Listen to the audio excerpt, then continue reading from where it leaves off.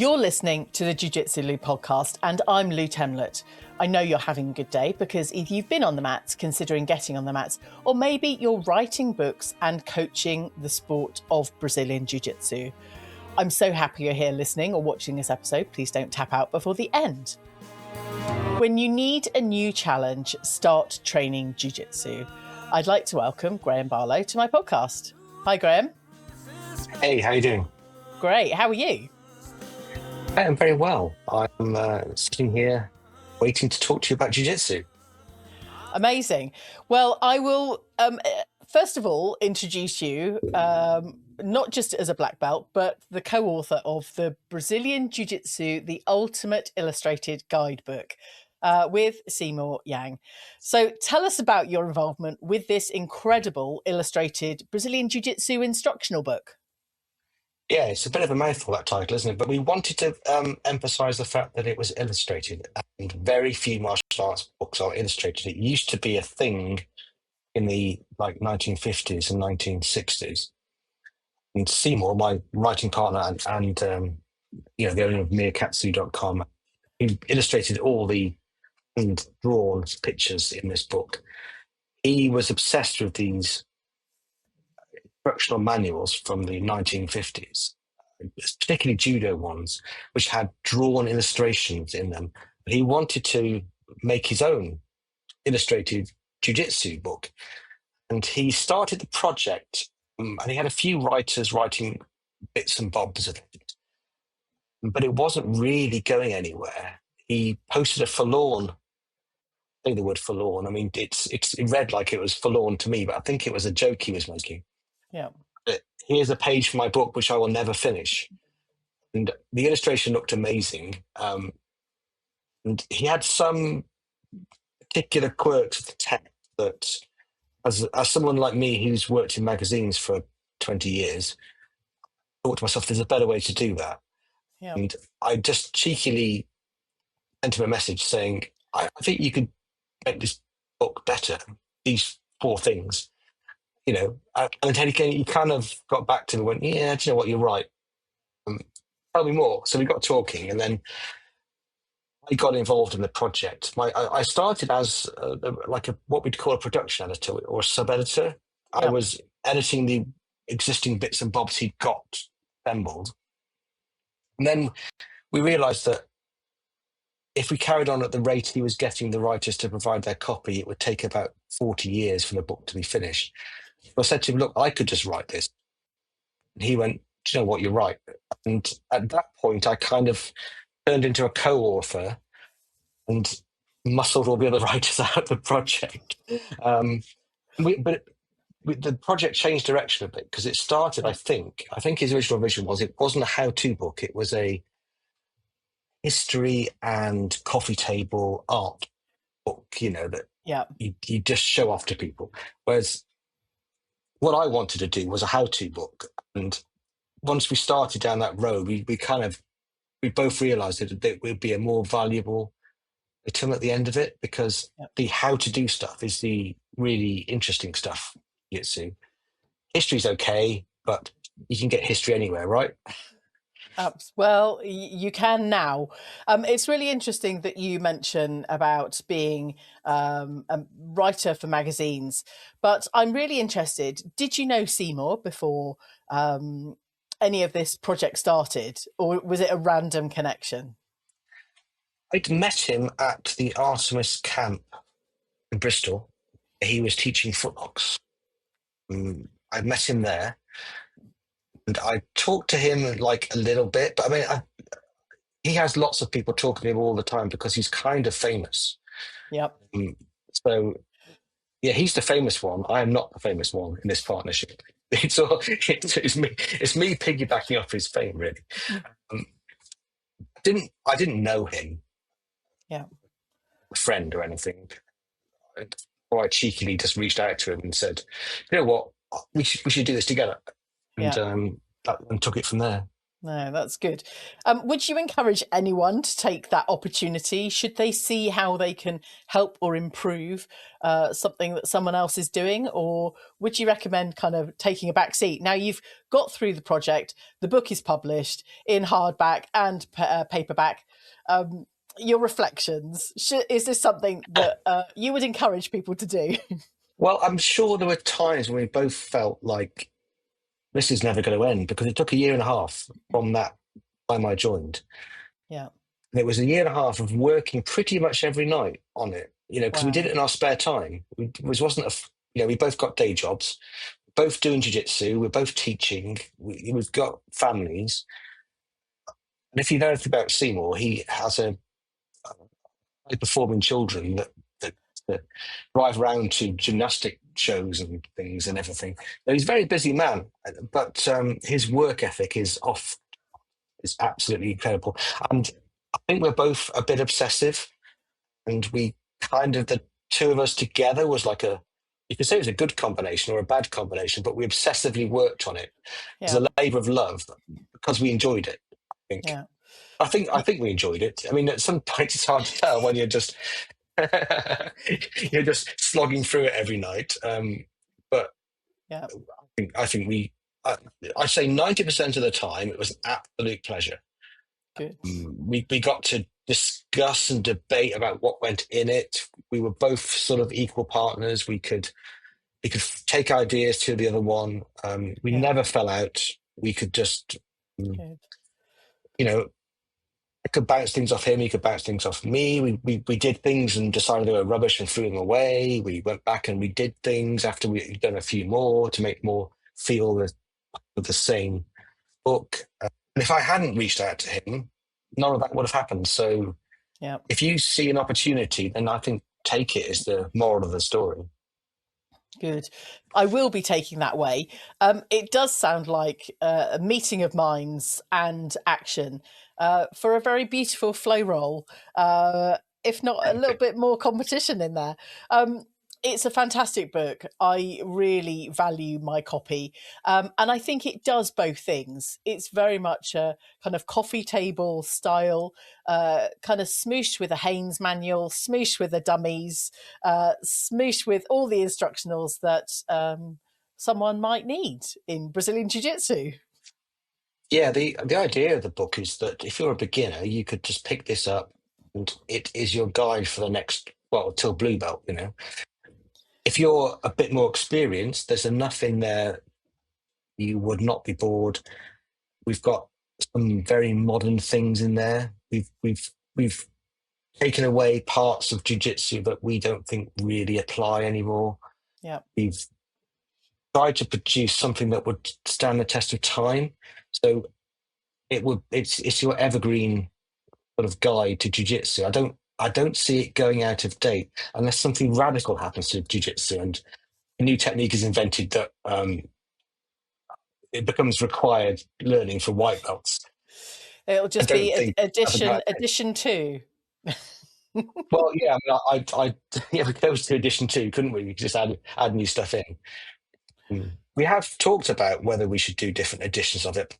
'Cause the inside's in black and white. We have talked about things like, well, maybe we should do a color edition or one, but horrendously expensive to print. Doing Yes. all the printing ourselves, you see. Seymour has his Meerkatsu business, which this is just another product in his kind of clothing designs and artwork. He has complete control over how we print it and everything. So the possibilities are endless. That does sound incredible. But let's move on from the book to your journey, Graham, because at the beginning of the episode, I mentioned about writing books and coaching the sport of jiu-jitsu. Now, your profession is in magazines and journalism.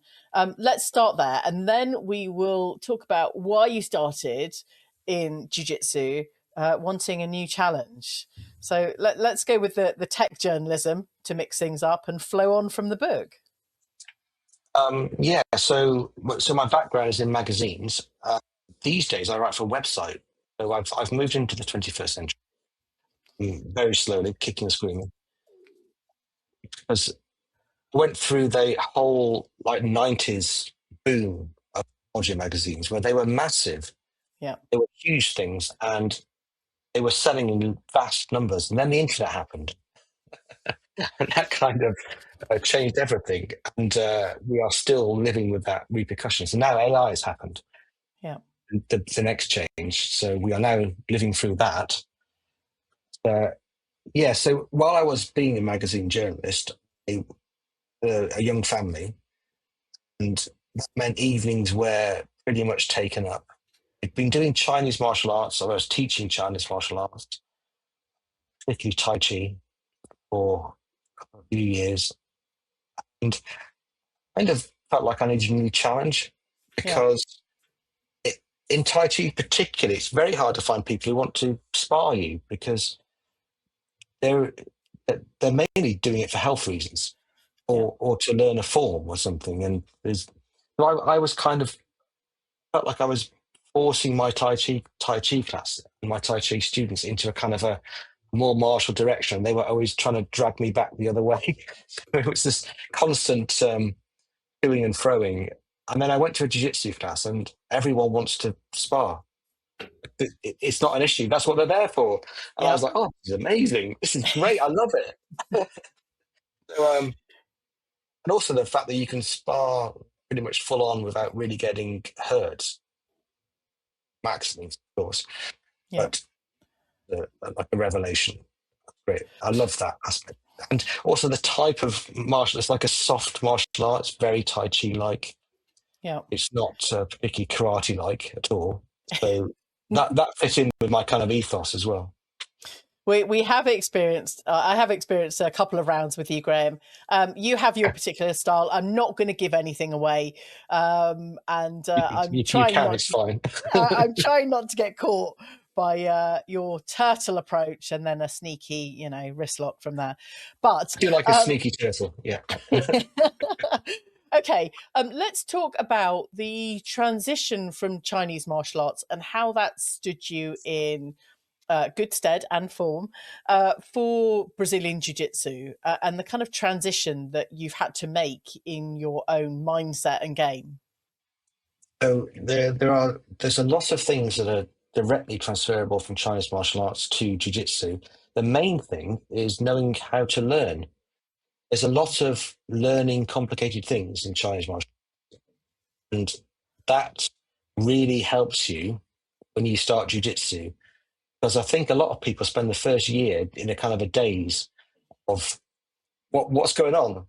Whereas Yeah, if you know how to learn, you can see techniques, you can realize how you need to pay attention to them, how you need to think about them between classes, how you need to work on them in the sparring, yeah, not just go on to the next technique, So that was helpful. Mm, And also there are things in Chinese martial arts that are really helpful for jiu-jitsu, which is sensitivity to pressure.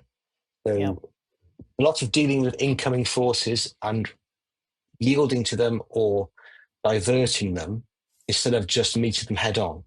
yeah, So that mindset is kind of ingrained in a lot of Chinese martial arts, and it's really helpful for jiu-jitsu because the gentle art doesn't work very well when you just smash into people.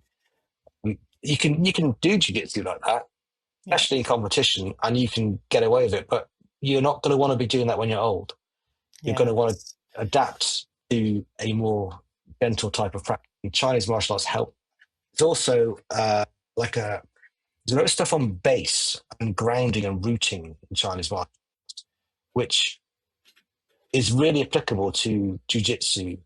Because a lot of the time you want to get your strength, your power to come from the floor, not necessarily from you. So people will say to me in jiu-jitsu, you're really strong, but in a Tai Chi way, not in a kind of a normal way. So Yeah. I can be I'm not particularly like if I have to do an arm wrestle with someone, I'm going to lose. But if I can use the power of the floor Yeah. to hold you off, I can be like surprisingly strong. So that's the approach Mm. you get. That sounds very interesting, and I'm feeling like It's having a number of bases on the mat at any one time. I'm thinking elbows, I'm thinking hands, I'm thinking feet, knees, and whatever else we can do, and then using it. Is that kind of the mindset around using the ground or the mat? I, I think it's more to do with letting your weight internally sink down. So Okay. whatever part of you is touching the mat, it doesn't matter. It's it's what you're doing. If you're up in your shoulders Yeah. and tense in your arms, you can't sink your weight down. If you can relax the top part of you Yeah. and sink the bottom part, then you can actually enter whatever. Some part of you is always touching the ground, right? Unless you're Yeah. jumping. So you can channel what, and then when you're, if you're framing off your opponent and they are pushing into you, Yeah. so either you, if you're framing, use too much strength in your own arms, your frames are ineffective. You can relax your arms and use the power of the ground back into them. Mm. It can be very effective. I feel like there's a number of us that will go away and practice some of that, putting pressure through the mat rather than pressure through our opponent. You let But you let your opponent's force go into the ground, not into you. Is the way I'm thinking of it. okay.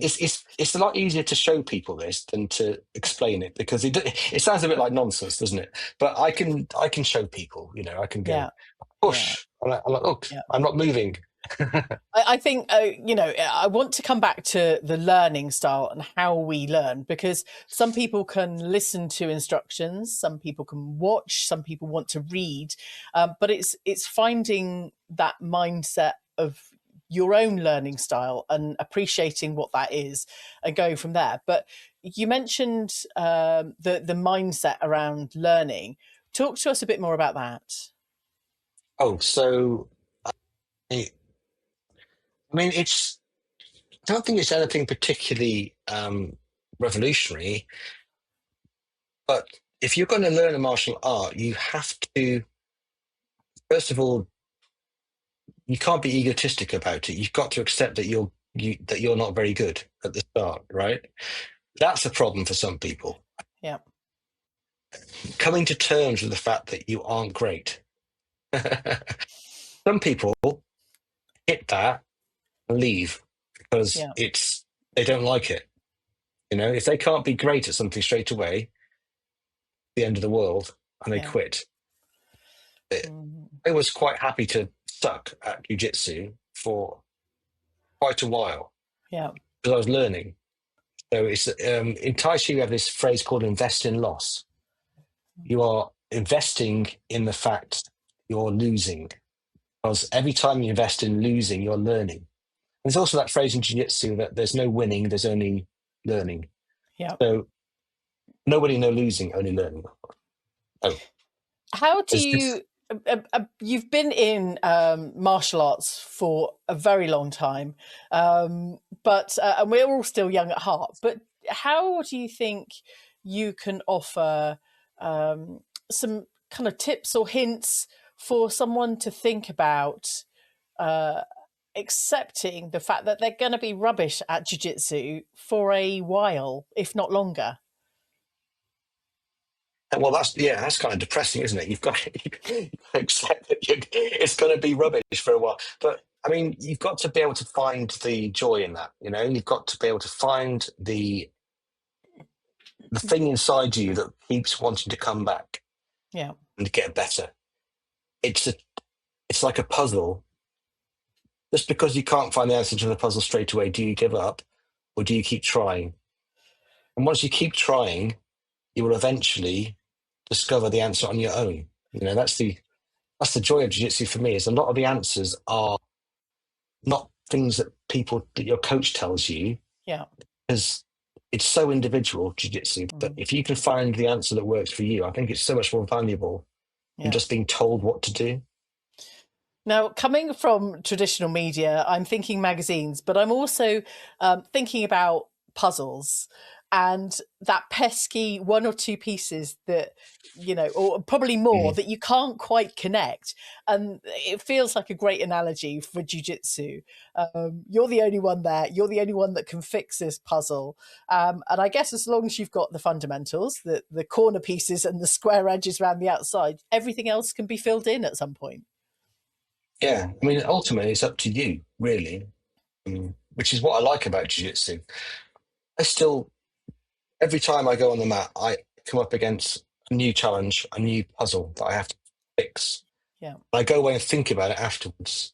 And I research it, the great thing about the internet is you can research these topics. If you are getting stuck in K-guard and Yeah. they keep pushing your foot down, you can go and look at 10 videos, and somewhere in there will be something that strikes a chord with you, and you think, look at that. You don't have to have that. You don't have to have the exact technique they've given you, but there'll be Yeah. something in there. Or it's when you go to a seminar with another teacher and they're explaining something that you've seen 100 times before, but there'll be this one little detail Yeah. that it just hits, and you're like, oh, okay, that's important. So I think the process of finding answers to things never stops. I don't think you ever reach a Yeah. point where you've got it all sorted out. It's just one thing. It's like that film with Leonardo DiCaprio, one battle after another. That's basically jiu-jitsu. I'm still thinking about the puzzle analogy, Graham, and I'm going, it's that baked bean puzzle that you can never ever finish. I just want to Yeah. roll it up and tuck it away for another day because But if you did finish it, how boring would that be? exactly. On from baked beans. This episode is sponsored by Moda Jiu-Jitsu. Moda stands for Modern, Openness, Development and Achievement. Classes at Moda are designed around clear progression, strong fundamentals and thoughtful coaching. The head instructors, Donald and Damien, bring over 20 years of experience in BJJ, and their coaching offers a sense of quality learning, enjoyment and consistency where families feel welcome and students support each other. Everyone is encouraged to grow at their own pace while developing solid jiu-jitsu skills that last. The vision of Moda is to continue to grow its programs and camps where everyone can enjoy the journey of jiu-jitsu together.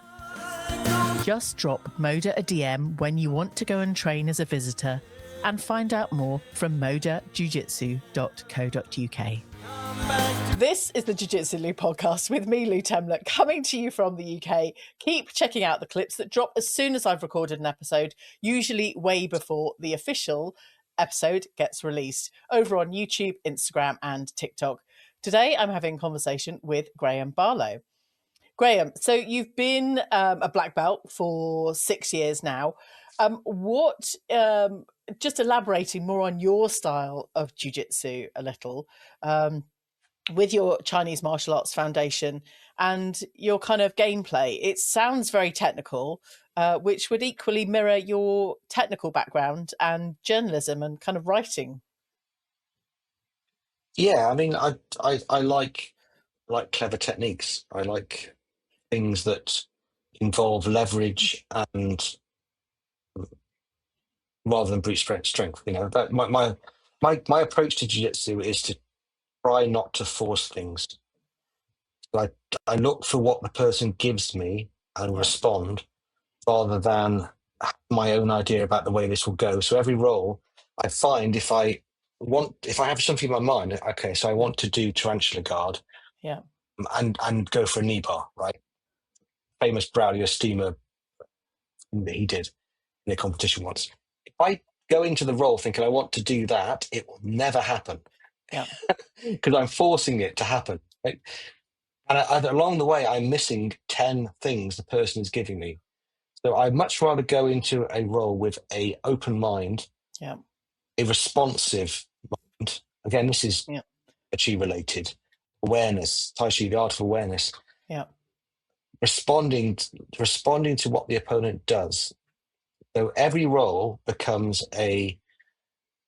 um, like an individual thing between you and them. yeah. where you're just having a conversation. You know, they ask a question, you answer. You ask a question, they answer, and we go. Or they're stalemate and they tap out. Thankfully, no one has yet. If you're still listening, thank you for being here. Graham, we were both at the Moda Jiu Jitsu camp the other weekend. And if you remember, Tanya, Tia Nagi, I always mention her because the mindset thing was really intriguing for me.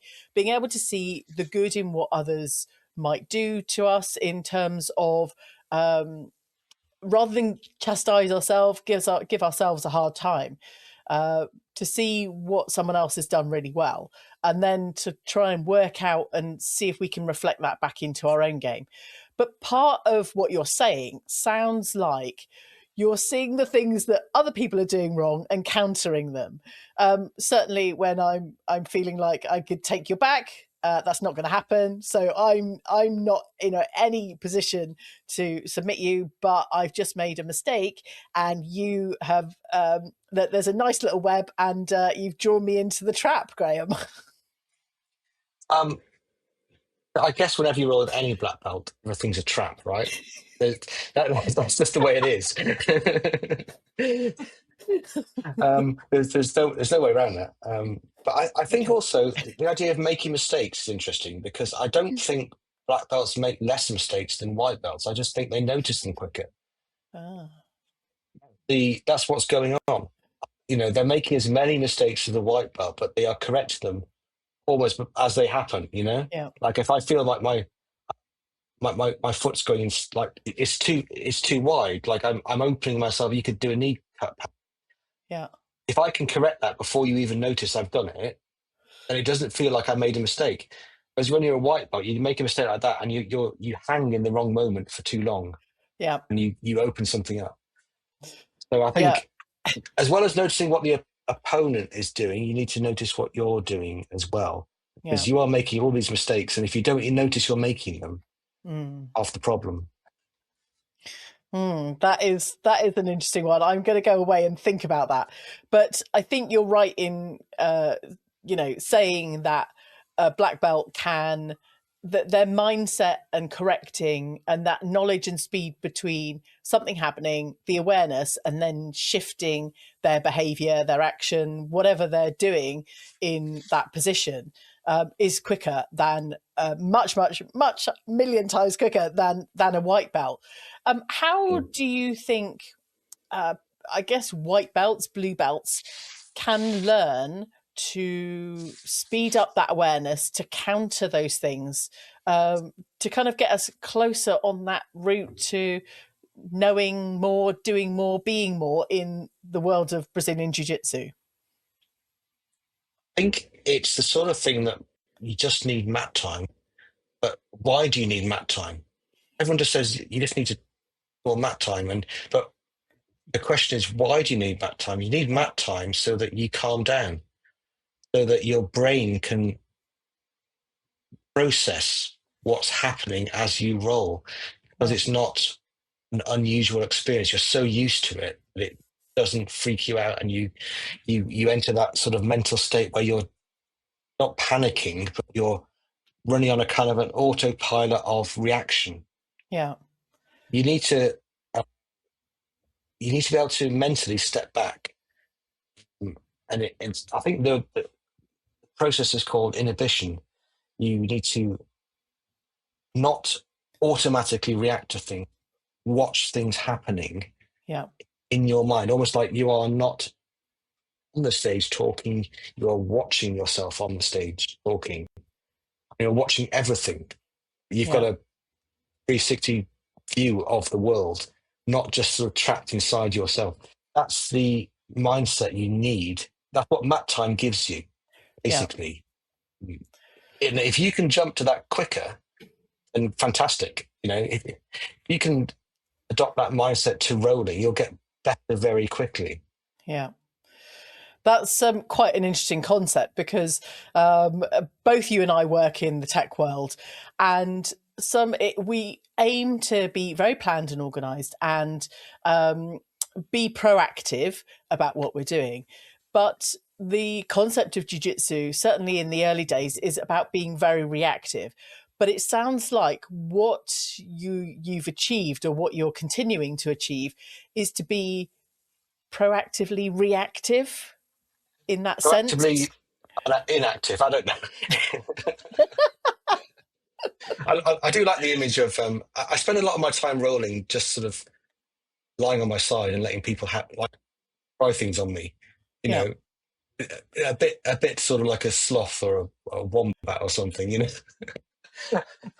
So I think the idea that what I don't want to do is react without thinking, react Yeah. without awareness. Mhm. I think you don't have time to think necessarily when you're rolling, but you have time to be aware. Yeah. Like, if you can't remember what you just did 30 seconds ago, you probably weren't aware of it as you did it. I'd Yeah. much rather be aware of myself so that I can remember what just happened. That's a good sign. Nice. That does sound like more mat time. I struggle to identify certain moves and submissions and techniques, and I couldn't. Yes, I can tell guard from side control or whatever, but it's the nuances in all of those techniques that, going back to your book, might help some of us to be able to identify and improve our jiu-jitsu.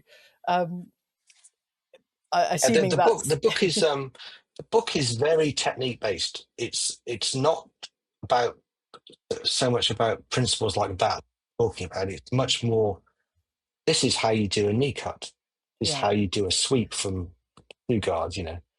It's very very simple. It's very like, here it is, just go and yeah, practice this. Whereas I think when I roll with people and talk to people, and people ask me questions and I say, well, try this, I'm always delving into this sort of um the world of principles and feelings, yeah. which is That's hard to put down in a book. I don't think yeah, you can put those things in a book. I think they're much more feeling based. yeah. There may well become a technology in time, Graham, where you can articulate all of these things into a something. Into I into don't a think we're something, yeah. I don't think we're that far away in terms of technology. Um, let's get on to AI, because I know you write a little bit around that subject. Um, is there any benefit in any of us using ChatGPT or Claude or Perplexity or any of those others to help our off-mat games? Oh, there's a question. I hadn't thought about that before. I'm tempted just to say no. I mean, ChatGPT is useful. I mean, let's just call it AI because they're all the same, really. Yep. Gemini, ChatGPT, Claude, even Microsoft Copilot. It's they're just this. They're kind of different versions of the same thing. Yep. Um, I've never used AI to help me in jujitsu ever. I'm trying to think of ways you could. I mean, you could. I've talked to it about jujitsu before when I was writing an article, Yeah. and it doesn't really know that much. You know, you can ask it about the history of jiu-jitsu and it will get very confused very quickly. It gets all its facts wrong. If you Yeah. ask it about technique, like if you ask ChatGPT to tell you why your armbar doesn't work, it has no clue. It will literally explain to you how to do it in the Yeah. wrongest way you've ever heard. So yeah, I think it's pretty much useless for learning jiu-jitsu. Sorry to throw that one at you, Graham. It's always fun to mix in new technology, but equally, when you're trying to solve a problem, it's being able to articulate what's happening and using your awareness to be able to demonstrate, talk about, discuss what is happening. And I think that takes a lot of granularity in terms of description in the first place. And if you can do that, then you can talk to a coach. And eventually, over time, with a lot more kind of complex data and kind of language models, hopefully AI may well be able to in the future give us some, coaching tips, maybe. Maybe. You're on the fence with I, this one, I'm, on the no side. yeah. For someone who writes about AI, I'm really skeptical about whether it would ever be any use for learning jiu-jitsu.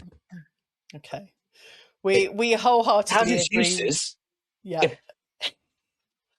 I'm We not ho- sure physical art is its best use. It's great for when a light comes on my dashboard.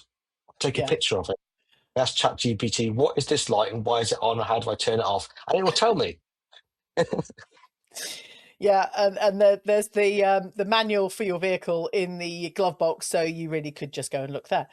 Anyway, Well, if I had one, my second-hand car didn't come with a manual. So. okay, well, it makes up for that. Graham, let's what should we talk about? Okay, we had a couple of topics. You started jiu-jitsu at age 39, really to try and kind of be challenged Mm. more from Chinese martial arts, but also balancing a family. Talk us through those kind of early years and how life was for you, and getting that very delicate balance between personal growth and balancing family life. Yeah, so I think I'm not one of those people that wants to that I prioritize family life basically. So jiu-jitsu, luckily, is one of those things that you can do at lunchtime. So there are things like morning classes and lunch classes, and I mainly trained in lunch classes for the first 5 years of my jiu-jitsu. I did evenings as well, Yeah, but like I did like one a week, but then I do three lunch classes a week, mm, which is quite interesting because you meet a different lot of people at lunchtime than you do in the evening. Quite a lot of the people who go to lunch classes are people who don't have a job. So they're quite serious about their jiu-jitsu because yeah, that's what they're doing. Not, I wouldn't say full time, but they're normally younger. They are financially self-sustaining. They don't need to work, and they've become obsessed with jiu-jitsu. And they're quite hard to roll with. So the first few years of my jiu-jitsu career was quite brutal rolling sessions, really. Then yeah. you go to the evening classes and you'd meet all these normal people like yourself, and you go, this is much more fun. This is much easier. I prefer this. But yeah, so and then this whole idea of training in the day, because I you can kind of do it in your lunch break at work, and it then when you go home in the evening and you've got all your time to devote to your kids, Yeah, and you can, you know, I mean, I would say give my wife a break, but sounds horribly sexist, doesn't it? Like, but that was the way our dynamic worked yeah, at the time. yeah. Now my So kids are 18 and 16, so they can look after themselves. yeah, They don't need things all the time, so I can kind of train whenever. But I've always liked to train in the mornings. I run morning classes at the academy at the moment, yeah, and I always found that was a great way to get your training in without it interfering with your either your work yeah, or your family life in the evenings. I've always liked training in the mornings because you're mentally clearer as well. yeah, You're not tired yet. But often in the evening, you're tired, and then you train, you go home, and your brain is still active because you've just had somebody try to strangle you for 45 minutes. Your nervous system is still on yeah, overdrive, and it takes you till like 1 or 2 in the morning to go to sleep because yeah, you're wired. yeah. Whereas if you train in the I morning, you don't have that problem. I think that's a really good strategy. I have been monitoring my kind of sleep and all my kind of exercise and health patterns, and actually, what's been really evident for a review of the last year is that the days I train, I get much less sleep. in that kind of Mm. period. So that's quite an interesting concept. Might have to start to adjust now I have some awareness, and rebalance things a bit. But I know there's so many people that really enjoy morning classes. Like you say, it kind of gets you up, you're clear, you're fresh for the day. And I often find when you take on activities early in the morning, the day can just feel a lot more accomplished, which our brains really love. Yeah, yeah, and you've got the whole day to yourself. Then really, you've kind of done the work. And but then quite often I will, if I've trained in the morning, I'll kind of have that sort of hunger to train again because it's not quite enough, you know. I'll find I'll sometimes sneak in an evening class on the same day I did a morning one, just because just don't feel like I've had a big enough bite of the. Yeah. Nice. There's dedication for you, Graham. Yeah, I mean, I teach a Tai Chi class at the academy. Yeah. And last Friday, I did a morning class, did my Tai Chi class, and I did an evening class as well. So of Jiu Jitsu. So it was a triple. Yeah. I often wonder whether if people started coaching in the evening and then would want to go the next morning. I found that that's not the Mm. case. Does have to go the other way around. Yes, yeah, you're right. If you've done the evening, you can't. It's very hard to get up and train early because you're just exhausted for all the reasons we said. That your Yeah. nervous system was wired when you went to sleep or tried to go to sleep. So you haven't really. You just feel a bit unrested, don't you? A bit tired. Yeah. It Yes. takes you till the evening to sort of build up again. Maybe it's just about the number of hours between stopping training and starting training again. Maybe there's an Yeah, optimum, Graham. I think the answer is to be 20. And then it doesn't matter. You can just train like a mad person all the time and not really have any after effects. So the problem is once you get over 40, it's all different. You need recovery Okay. days. We can't roll back the years, but we can roll back the mindset potentially. Yeah, we can switch to morning classes, which is great when you're over Okay, 40. I'm not going to be a convert, Graham. Uh, yeah, I mean Sunday 9 o'clock is kind of about my limit, but anything earlier is not happening for now. For now, Well, everyone's different, aren't they? I mean, absolutely. I'm never suggesting that everyone is the same. And like, I seem to respond well to training jujitsu at 7 o'clock in the morning. It kind of works for me. So, but equally, like, Donald, who is at my academy, he's one of the owners of the academy. You see him before 9 a.m., his eyes are just little bleary holes, and he's not a morning person. He's the opposite. Yes, we a lot of us are kind of later day people, but Graham, it's been absolutely fantastic chatting with you. I do hope that there is going to be more versions of this incredible Brazilian Jiu Jitsu, the ultimate illustrated guidebook. Go and get your copy, probably from the Meerkatsu website. Where else can people get this incredible book that you're a co-author of, Graham? Oh, it's the thing with the book. You can only get it from meerkatsu.com, and you can only get it when it's on sale. Mm, Seymour thinks of it as a so it has limited release periods. So you have to join his newsletter, find out when it's going to be released next, and sign up for it. I love it. I love it. If it was up to me, it would be on Amazon and easy to get, but it's not up to me. So there we go. Yeah. Fantastic. We will add those links into the show notes. Graham, how can people follow your journey if they are not already? Well, I'm all over the place. So teach at the Moda Jiu Jitsu Academy in Salford, which is near Bristol. I run a Tai Chi blog called the TaiChiNotebook.com. I run a Tai Chi podcast called Tai Chi Notebook. And well, that's it really. I guess I used to do some various jiu-jitsu things. I have an Instagram, which is gball2, which has a few weeks on. I need to do more on there with our new jiu-jitsu academy guide, which is the Moda Academy. And if you want to come and train with me, when I am here, Moda, which is in Salford, is called Flourish. So we have a website too. Fantastic. We'll link you up. Amazing. Thank you so much for your time, Graham. I'm never really sure which direction these conversations are going to go, but I promise I won't throw in any AI questions next time.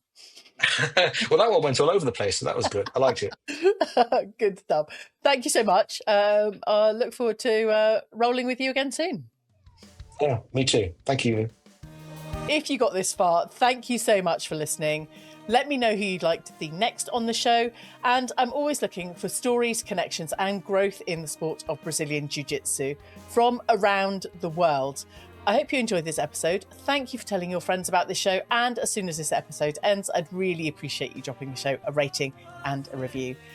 Thanks again for listening. Catch you on the next episode of the Jiu Jitsu Lou podcast.